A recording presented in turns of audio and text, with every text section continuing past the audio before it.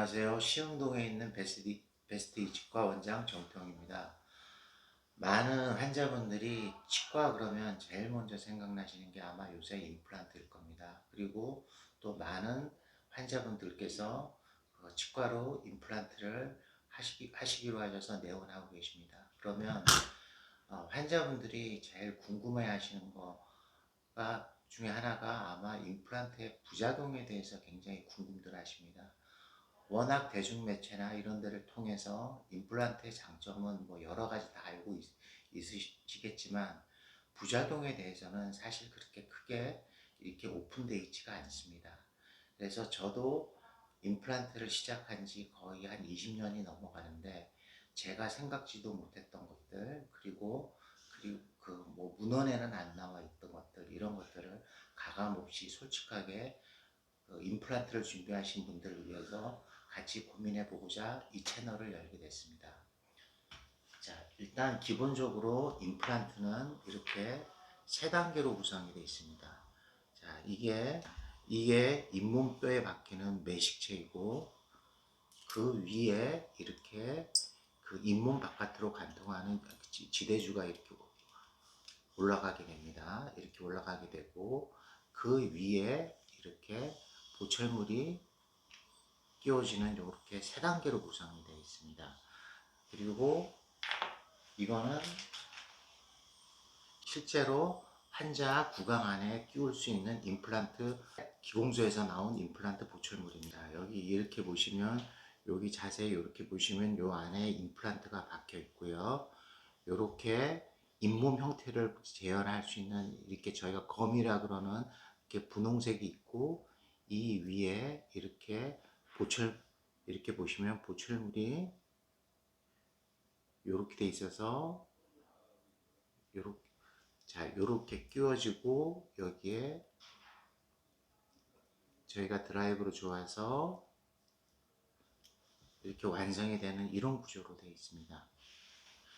자, 임플란트의 장점은 뭐니 해도 양쪽 치아를 삭제를 하지 않는다는 장점이 있습니다. 자, 이분 같은 경우 이렇게 보시면 여기 가운데 치아가 하나 없는 공간을 양쪽 치아를 이렇게 깎아 가지고 이렇게 브릿지라는 방식으로 치료를 하게 됩니다. 좀 옛날 방식이라고 생각을 하시죠. 그리고 옛날에 실제로 이렇게 많이 했던 치료들입니다. 하지만 요새는 아까도 보여드렸듯이 이렇게 양쪽 그 치아가 여기 가운데가 없으면 양쪽 치아를 깎지 않고 여기 임플란트를 해놓는 장점이 있습니다. 하지만 임플란트에는 모든 장점만 있는 건 아닙니다.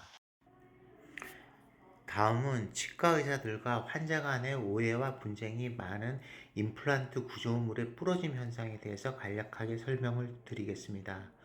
소비자 보호원에 의하면 의료 분쟁이 제일 많은 곳이 성형외과, 치과로 보고되고 있습니다. 그만큼 구강암과 입안의 구조가 예민하고 개개인의 다양성이 많이 존재하는 인체 기관일 거라고 생각됩니다. 자, 여기 그림에서 보시듯이 이분 같은 경우는 이쪽 임플란트 보철물의 상부 구조물이 완전히 이렇게 부러진 것을 볼 수 있습니다. 그렇게 해서 부러지고 또 임플란트와 상부 구조물을 연결하는 이 스크루란 쉽게 말하면 나사 같은 것이 있는데 요것도 부러진 사진입니다. 자, 아까 부러진 그 사진은 엑스레이 상으로는 이렇게 표현이 됩니다. 이쪽 47번 부분에 여기 보시면 이쪽이 임플란트 위에 거와 이렇게 틀리게 이렇게 상부 구조물이 이렇게 부러진 걸 알 수가 있습니다. 자, 원래는 이쪽처럼 이렇게 보철물이 이렇게 있어야 되지만 과도한 교합력으로 인해서 이쪽 부분이 이렇게 끊어져 나간 것입니다. 자, 이분 같은 경우에는 완전히 임플란트 매식체가 입 안에서 이렇게 두동강이로 부러지는 경우들도 있습니다. 아주 심한 경우죠.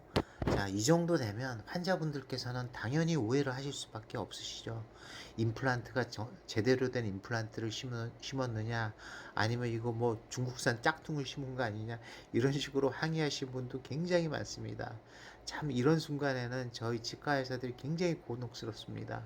이것은 뭐 치과 의사가 잘못 임플란트를 시술했다기보다는 이 임플란트가 받아내는 사람의 교합력이 한계가 있기 때문에 생기는 현상들입니다. 당연히 환자분 입장에서는 그러실 수밖에 없는 게 정상이시겠죠.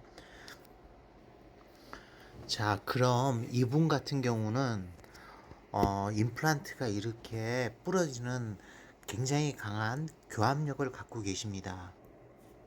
이분은 40대 남성분이신데 저기 술을 좋아하시고 또 뭐 술을 드실 때 오징어 같은 그런 딱딱한 그 음식 같은 거 견과류를 굉장히 즐겨 드시는 분이십니다.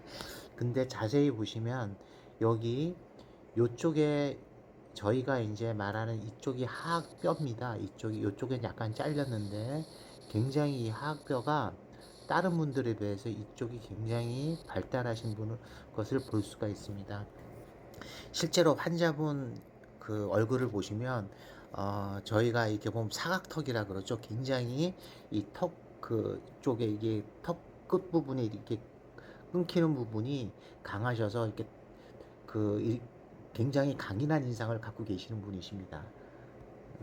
특히 이 뒤쪽으로 가게 되면 사람들이 식사를 이 어금니로 많이 하기 때문에 뒤쪽으로 갈수록 교합력이 세지게 되시는 겁니다. 이분도 보시면 그만큼 세월의 흔적이라 그럴까 이 어금니 쪽으로 식사를 많이 하셔가지고 이쪽에 양쪽 어금니들이 먼저 발치가 돼서 임플란트 하신 걸 볼 수가 있으실 겁니다. 조금 이따 제가 일반적인 분들의 그런 그 턱뼈의 그 넓이를 한번 보여드릴 테니까 이쪽 부분을 조금 유의하셔서 봐주시기 바랍니다.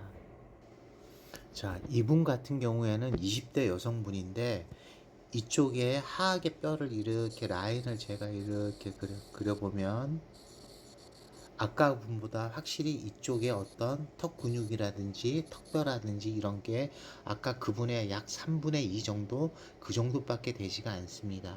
그리고 암만 해도 20대 여성분이라서 식사도 다이어트도 많이 하시고 그러니까 암만 해도 강한 교합력으로부터 좀 자유로운 그런 그 교합력을 갖고 있다고 볼 수가 있습니다.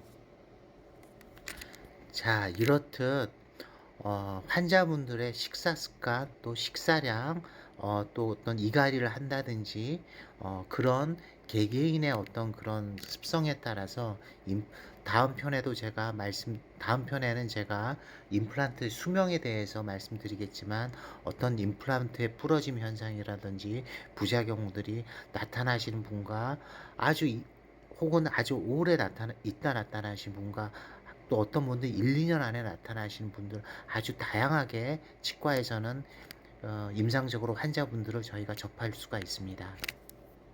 자, 제가 너무 치과에서 임플란트의 단점과 부작용에 대해서 부정적인 부분만 너무 부각해서 말씀드려서 환자분들께서는 그러면 임플란트 하지 말아야겠네 라고 생각하시는 분들이 굉장히 많으실 겁니다. 하지만 아직까지 현대 치의학 기술로 치아가 없는 부위의 수복으로는 임플란트를 대체할 수 있는 다른 좋은 방법은 아직까지는 없습니다.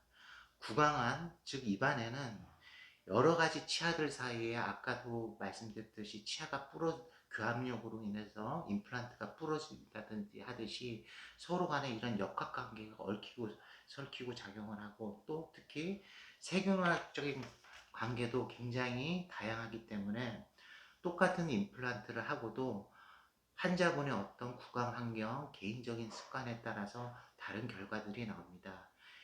그래서 환자분들께서는 일반적으로 치아가 없으면 임플란트를 하면 모든 게 다 잘 되겠지 하는 A는 B다라는 그런 단순한 논리로 임플란트를 접근하시면 안 될 것 같습니다. 기계 같은 것들은 볼트 너트와 같이 수치가 측정이 가능하고 계량학적으로 어떤 그런 것들이 그 데이터가 나온 걸로 해서 서로 끼워 맞추면 되는데 인체, 특히 구강안처럼 예민하고 세균이 번식하기 좋은 곳은 똑같은 임플란트를 하고서도 굉장히 다른 결과가 나오기 때문에 이런 점들은 주변에 계시는 훌륭한 치과의사 선생님들과 충분히 상담을 하시고 진행하셔야 될 것 같습니다. 처음 컨텐츠라서 굉장히 부족한 점이 많은데 앞으로는 좀 더 임플란트 치과에 관한 그런 좋은 콘텐츠로 여러분들을 찾아뵙겠습니다. 감사합니다.